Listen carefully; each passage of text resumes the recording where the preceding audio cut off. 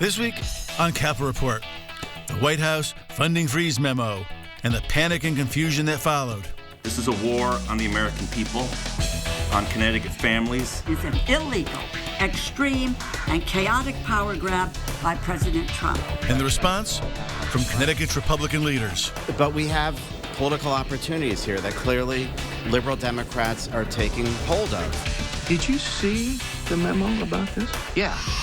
Also, New Britain Mayor Aaron Stewart makes a big announcement to explore a run for governor of the state of Connecticut in 2026. I mean, really? Yeah. Explore the space. Okay. I like what I'm hearing. Setting an ambitious goal of raising $350,000.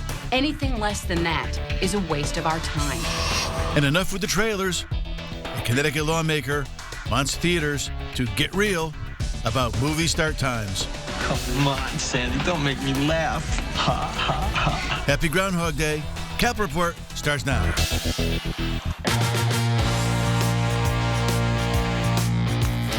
Welcome to Capitol Report. I am Tom Dutch. We are so glad you're spending part of this Groundhog Day, something Trump didn't get rid of in the DEI memo.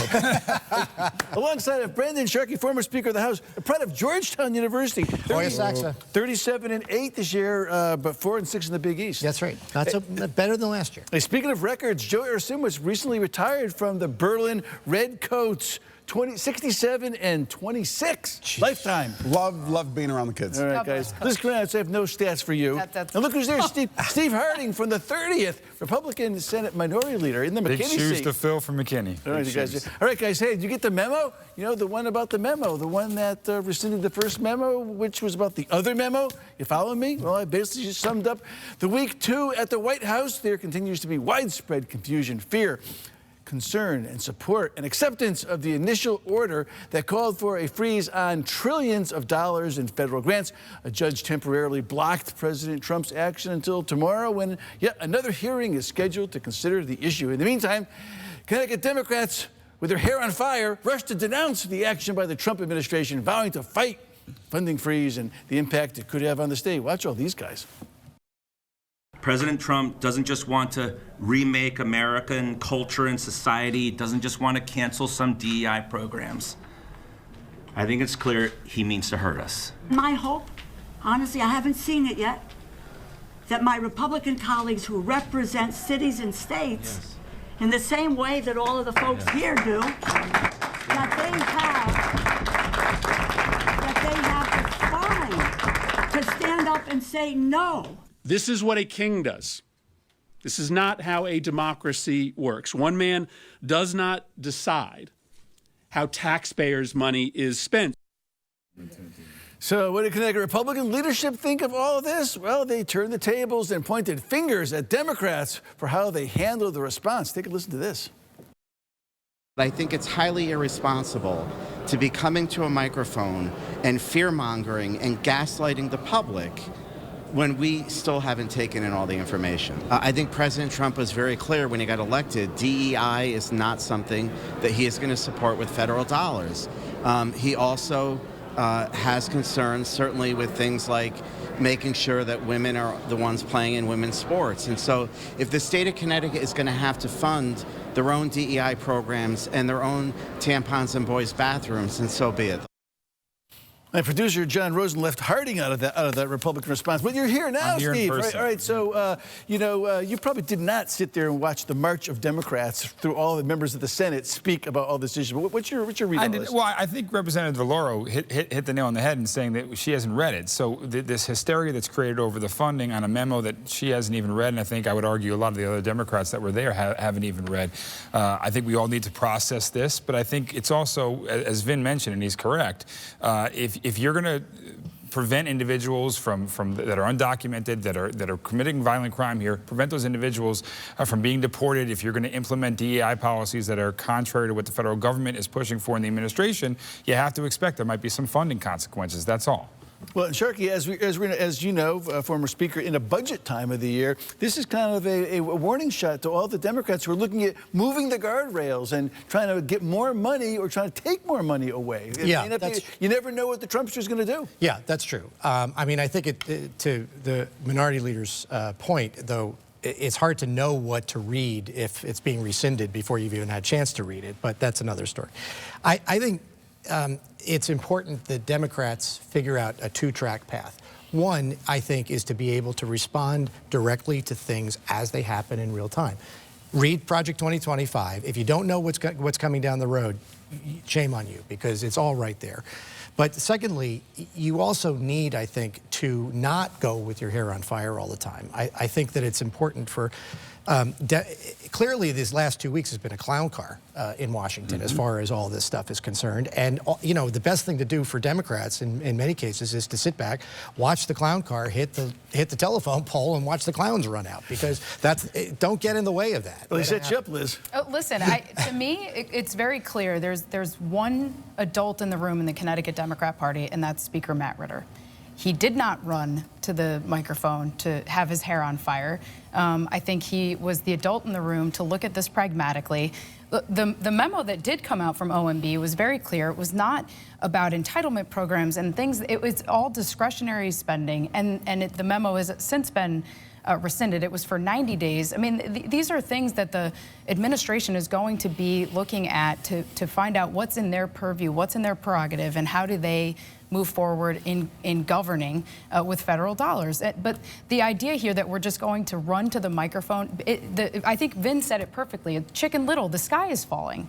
I think the bigger problem is it's the uncertainty. Yes, we know Project 2025 is out there. We heard what Donald Trump had said on the campaign trail, and he won. Let's be honest. He won. There was some sort of mandate to have him move forward with these things, but here in the state of Connecticut, 32% of our budget is made up of Medicaid funding. Out of $25 billion, it's $8 billion. If that was to go off the table, Mr. Minority Leader and the majority party, you guys wouldn't know what to do. It would dramatically change what Connecticut is and the services we provide, and I think the fear was from that. But that wasn't part of the deal. That's what I'm saying. It wasn't, but when you have Massachusetts going in to draw down $37 million out of the Medicaid fund and they can't have access, people panic. Steve, wrap it up. Well, again, I think that highlighting something like the Medicaid, when that wasn't even in the memo, is part of the gaslighting problem. And I think that's the problem here, is we're speculating on things that are probably never going to come to fruition. It's really targeted towards certain areas, and even that was drawn back. So let's process it as it comes in, but we shouldn't be gaslighting the public. Okay, so, hey, Democrats will be hard-pressed to find ways to work with the Trump administration over the next 4 years, given the events of the past week. We asked Governor Lamont if he still thinks he can work with the president, and can he find any common ground? Watch this. Look, I'm a governor, he's the president of the United States, so my job is to best work with people and also give them some frank advice. I'm not the most hyperbolic of people, but you got to be clear and you've got to be consistent. And this has been chaos the last 72 hours. Oh, Liz, I think he can go down to Washington, meet one-on-one with Trump. I think he can probably get something out of it, businessman to businessman. Good for him. That's the right answer. And I'll say this, I know your tolls died, and we're not sorry about that, but I give credit to Ned Lamont and Ryan Drazowitz and his administration. They were the first ones to go down and work with the Trump administration to try and figure out a way to make their policy work. They've had a track record of this throughout the course of his governorship. I think he means what he says, and you know, good for him. Yeah, wholeheartedly agree. Being intimately involved in the toll situation, not only was Ryan Drazowitz, no, it's okay, Ryan Drazowitz going down, he was bringing legislators down. They were having roundtable discussions, really trying to get all the best benefits from the federal government while moving Connecticut forward. And I think Ned Lamont is perfectly positioned. He has the demeanor. He comes to the table with, let's find a way to make this work.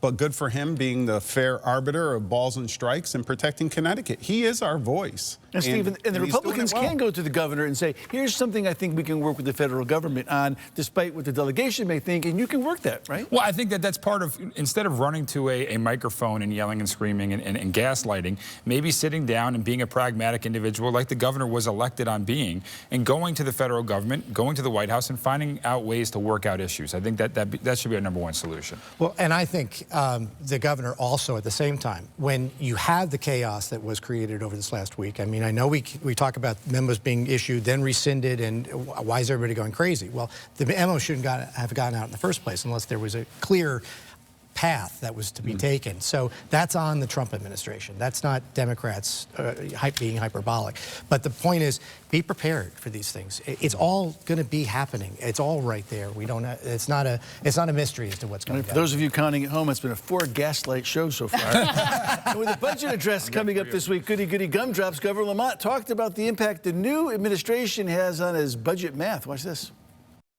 Well, the cuts to federal funding are concerning. I've got to do a budget address in a little over a week, and not knowing what the federal government's commitment's going to be when it comes to health care, when it comes to Medicaid, makes our budgeting a lot more complicated.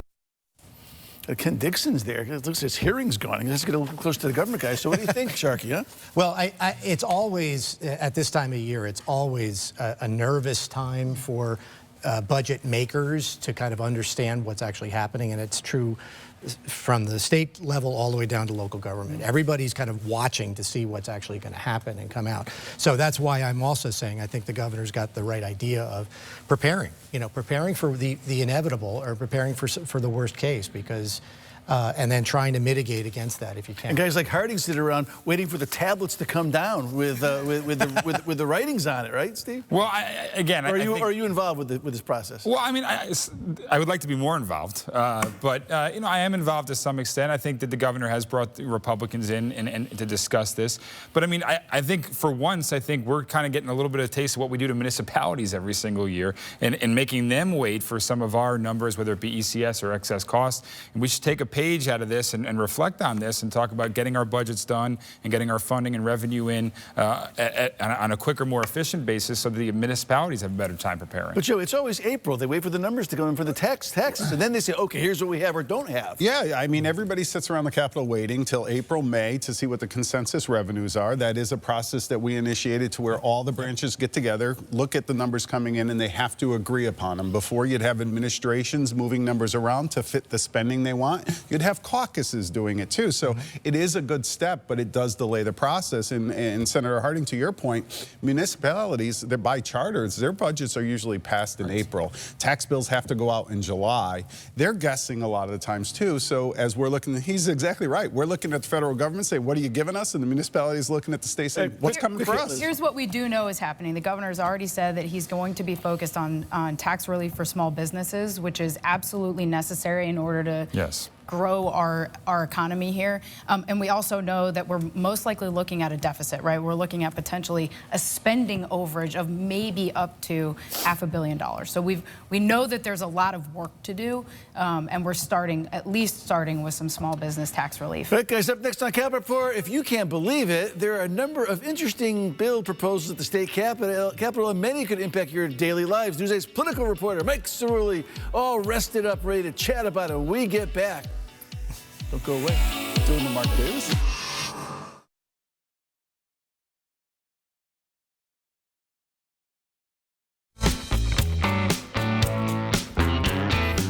Well, it's been such a head-spinning weekend in Connecticut politics and national politics. We wanted to make sure that we're not letting anything slip through the cracks at the Capitol. And who better to help round up some of the more under-discussed stories than our own Newsday's political reporter, Mike Cerulli. Hey, Mike, so you spent a lot of time wandering around the Capitol cafeteria, looking for interesting stories. Are there any bills flying under the radar that you find interesting, Mike, young Mike? Yeah, good morning to you, Tom. Maybe not under the radar, but there are a couple perennial bills that have reemerged this year.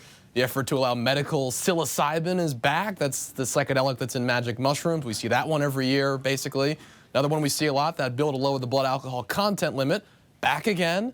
This one always draws big headlines, and the debate has some pretty familiar dynamics this year. It's not one that breaks down neatly on partisan lines. We know Democrat Christine Cohen leading the charge once again, but one influential member of her own party is pushing back.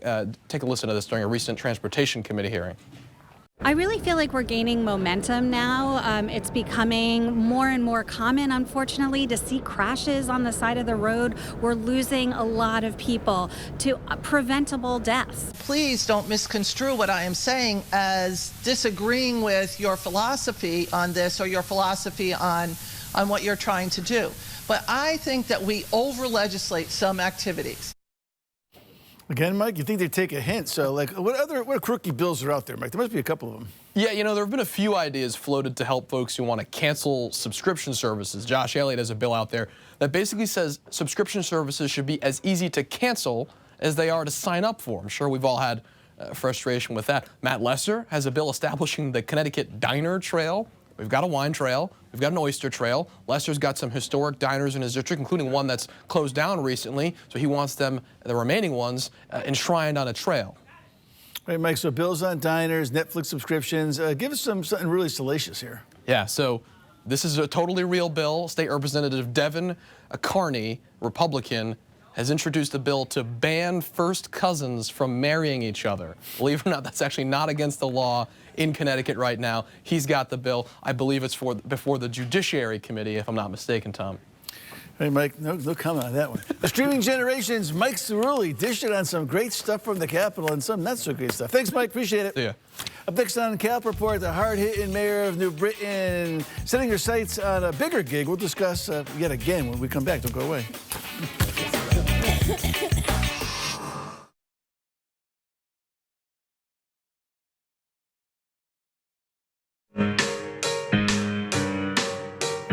The Britain Mayor Erin Stewart pulling a Lewis and Clark. Yep, she let the world know that she is exploring a run for governor. The Republican touting the hardware city miracle turnaround that happened under her watch and trying to paint a clear picture about the differences between her and a possible opponent, Ned Lamont. First and foremost, Stewart isn't paying for a campaign herself, and that's what she's getting started now on the exploratory process. Watch this.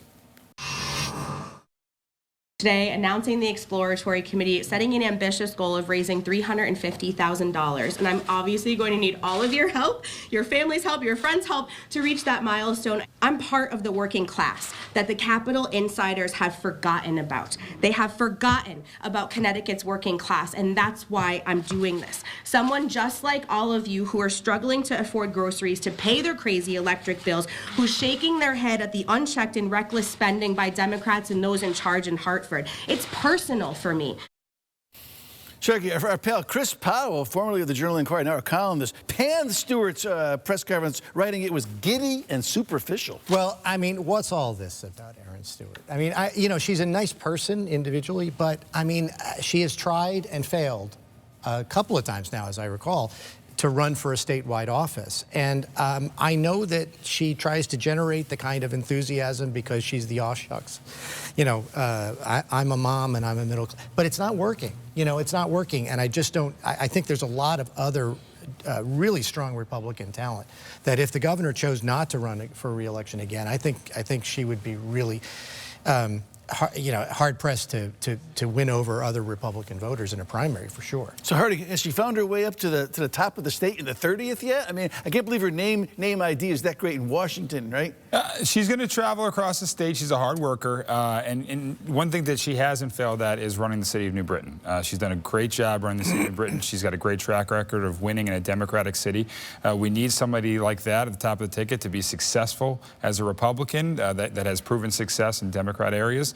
Erin is a really good candidate, and as Speaker Sharkey mentioned, I think there are a lot of good Republican candidates that could lead the way and lead the banner for our party. And plus, so how do you embrace the governor when it comes to the busway and everything else that has been given to New Britain through all those years? And then all of a sudden, when you announce, all of a sudden, the governor is no good. It is what politics is, right? Like one of the things we sit down with new candidates and we're like, you got to contrast and compare. Where are you going to be different? You have to give the voters a reason to essentially fire their current elected official to go with you. I would say in this particular case, I don't think there's a Republican in the state that has a chance if Ned Lamont decides he's going to run again. But if he doesn't, it does open up the field, and you're looking at a mayor that had a large city, has done an incredibly successful career over there. It will be difficult, but as the other speaker said, there are a lot of other good candidates out there. Senator Summers is putting her name out there. You have the first select woman from Westport talking about it. I jokingly said to Liz prior to, I said, hey, if Lamont doesn't run, how many candidates go into the convention? She said, oh, it's going to be a dozen at least. And I think that's what will happen. I think Ned Lamont, if he's listening, run again, this all goes away. Well, Liz, it's hard to raise money in small dollar amounts. It is very hard. Extremely hard. And I think, Aaron, to your point, Sharkey is going to be sort of chasing the last campaign, right? She's going to have to show very, very early on, this is a different campaign, this is a different approach, and that starts with fundraising. So obviously that's the biggest issue. But, you know, Joe, you point out, right, that there are, Matt Corey has already opened an exploratory committee. Jen Tooker, First Selectman of Westport, has already been talking about it. I think half of your caucus is talking about running for governor. So I think there's going to be a lot of people out there exploring and thinking and moving. Do we have an announcement this morning? Not yet. All right, guys. So, hey, how do you feel about movie trailers? And what does that have to do with Connecticut politics? Well, we'll explain when Cal Report returns. Do not go away. Lieutenant Governor.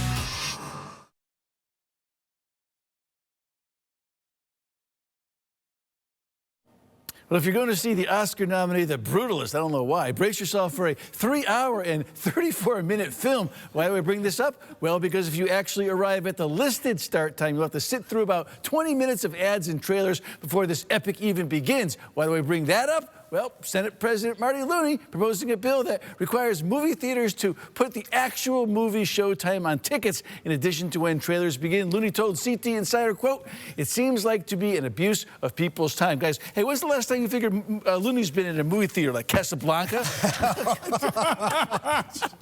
This is an oldie but goodie, guys, right? Oh, yeah, well. Go ahead, Mr. Speaker. Well, I mean, the first person to introduce this idea was our good friend, Representative Andy Fleischman, and he was actually applauded all over the state. The bill never went anywhere. People go to the movies? That's right. Yeah. Movies. Right. I saw Tom in the movies I don't once. leave my house much. Right. Just for you guys. Priorities. Priorities. All right, yeah, right. The current leader has to really ground us. All right, guys, that'll do it for Cal Report for Sharky, the Shark Man. The great Air Simmons, the former coach, Lizzie Harding. All right. Make it Harding. This is your Coach is only a title, Dudgeon. Wow. Wide left. Get the kitty back. Get the kitty back.